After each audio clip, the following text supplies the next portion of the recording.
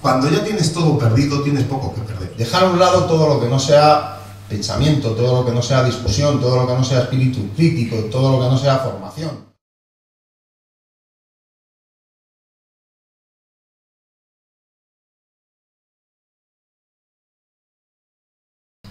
Y saber que llegáis a esta escuela para seguir haciendo historia, siendo protagonistas en primera persona. El pasado está hecho, el futuro está por descubrir y también por hacer. Y puesto que es ahí, en el futuro, donde vais a pasar el resto de vuestra vida, ¿no creéis que merecerá la pena hacer algo importante para dejar huella? Alguien dijo que no se pierde el tiempo cuando se afilan las herramientas. La escuela ha actuado a lo largo de estos años desde la autenticidad, de forma honrada e íntegra, fiel a sus orígenes y convicciones, con sentido de la realidad. Precisamente la autenticidad de su personalidad la hace única, acreditada, positiva, verdadera y también original. Y es este rasgo el que nos permite actuar con fortaleza y convencimiento, el que nos ha impulsado a crecer y a hacer crecer a lo largo de los años, el que nos ha orientado hacia la innovación, hacia la diferenciación, el que nos compromete con la sociedad en la mejora de las personas, antes, ahora y en el futuro. Es un camino que andamos juntos, ESIC y Escuela Internacional de Gerencia para vosotros en el área máster.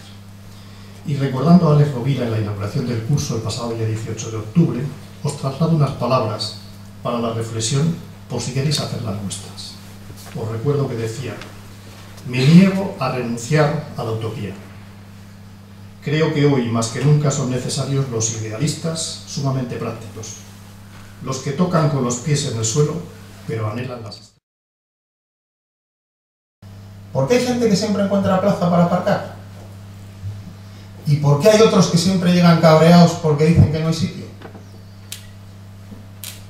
Pues yo creo que esta es uno de los... Voy a hablaros de tres pilares, o de tres cosas que yo creo que no vienen mal. Yo no soy muy de dar recetas, pero creo que hay tres aspectos que con crisis o sin crisis nos van a ayudar a salir de esta, ¿no?